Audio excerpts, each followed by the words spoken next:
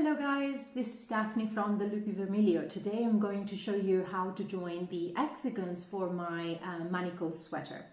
So if you followed my pattern so far, you will have 18 hexagons made and one, it's not really half a hexagon, it's a little bit more than half an hexagon. So you will have all these pieces ready, and now I'm going to show you how to create a cord-like seam to join the hexagons on the go. Lay them flat on your surface because this is going to make it easier for you to put the two hexagons together, and then I'm going to show you step by step. All right, so you have the first two hexagons laid flat on your surface. We will start joining from the hexagon to your left-hand side, and we will join it to the one to your right. We will start attaching the yarn in the very first corner of the first hexagon. So locate the corner first. So if you see the corner of this hexagon, you have one single crochet, the second single crochet, and the third, right? The one in the middle is your corner stitch. Now you grab your yarn and you attach it to it with a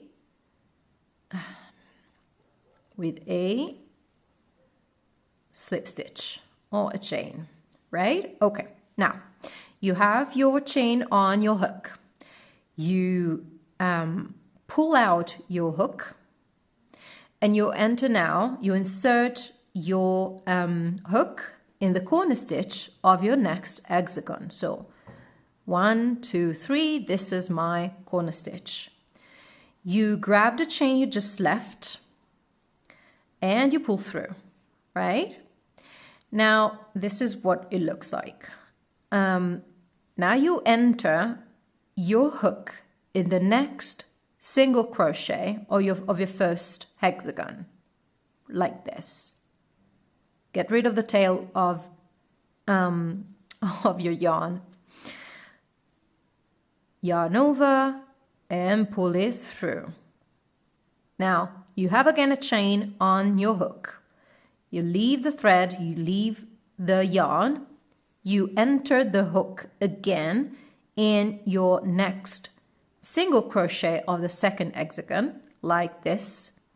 You grab the yarn again and pull through.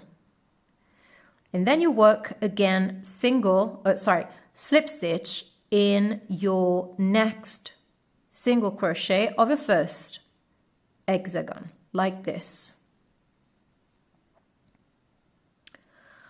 Leave the yarn, move to your next stitch on the second hexagon, grab the yarn again and pull it through. And slip stitch in the next stitch of the first hexagon and pull through. Leave the yarn, insert your hook in your next in your next stitch, grab the yarn again and pull through, and slip stitch in your next on your first hexagon and pull through. Leave the chain, insert your hook again, grab your yarn and pull through, and slip stitch in your next stitch, and so on and so forth. So basically, I'm going to first show you how it looks like so far. So if you see, you have a cord-like seam, which is pretty nice because it creates this sort of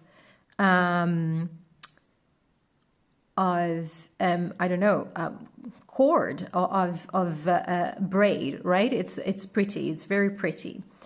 So let me show you once more.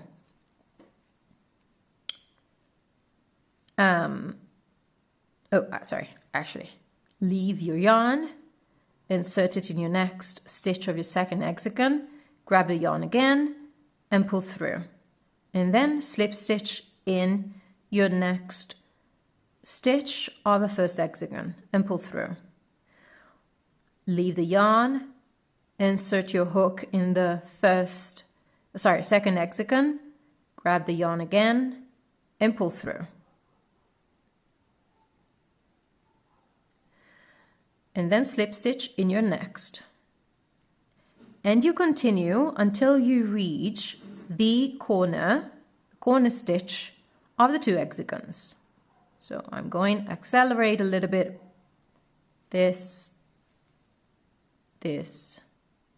So as you work, it's going to get easier and easier. I'm probably going to show you one more. So I just finished this.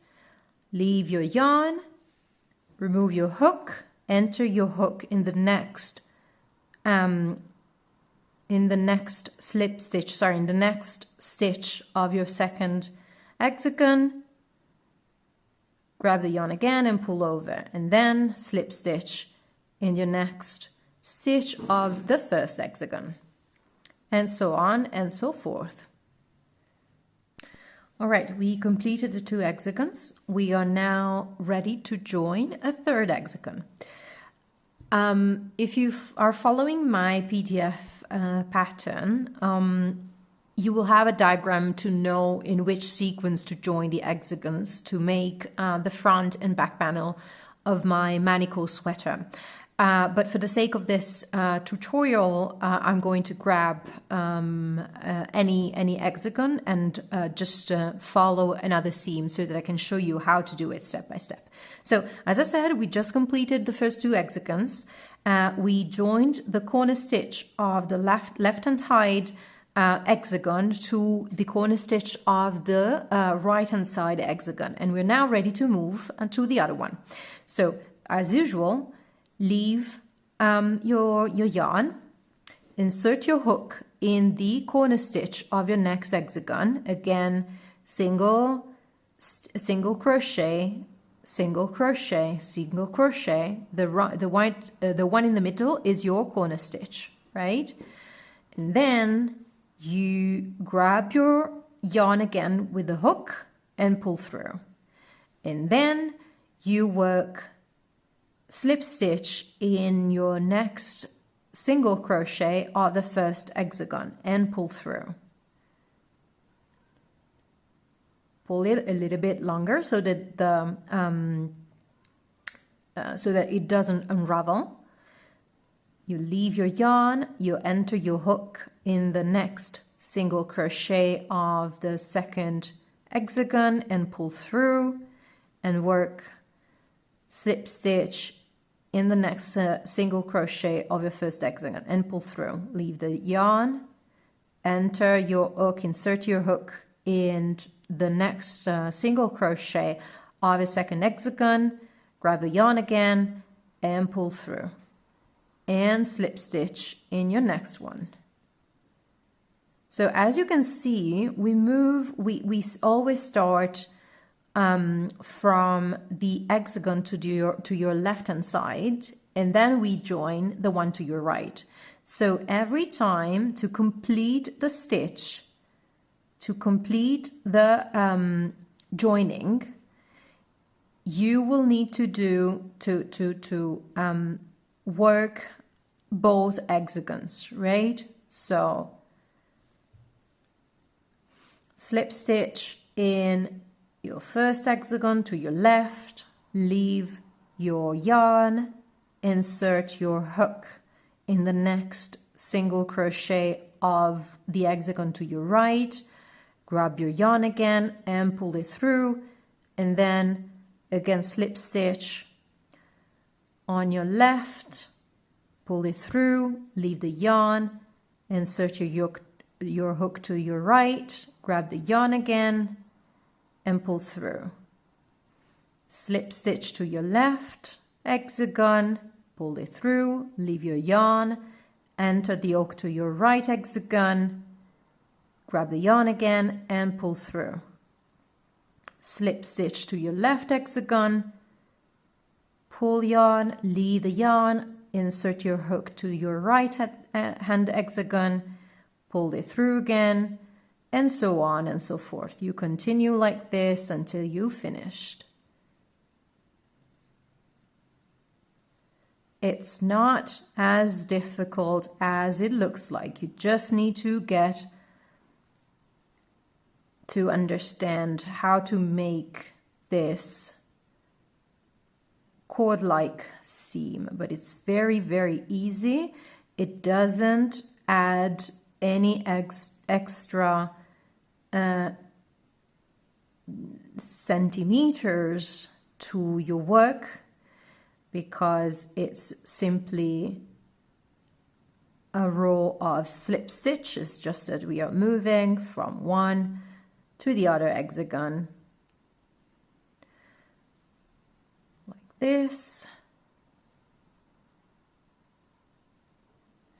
And my last, which is the corner, and I'm done. I'm pulling a little bit so that it doesn't unravel. And there you go. So we have 3 hexagons. Of course, we will need to do this seam as well, but 3 hexagons are joined together. We can clearly see the cord-like seam all across. It's a very, very nice work, which works particularly well with this design, because as you can see, we have some braids, we have some back loop stitching. So I love to work with different textures, a little bit of embossing, a little bit of some sort of engraving and open work. Well done. So this is how I use this technique. I made a vest version of my manicot sweater. If you like this tutorial, thumbs up and share. If you're looking for the links to the patterns, you can find them below. Thank you for watching.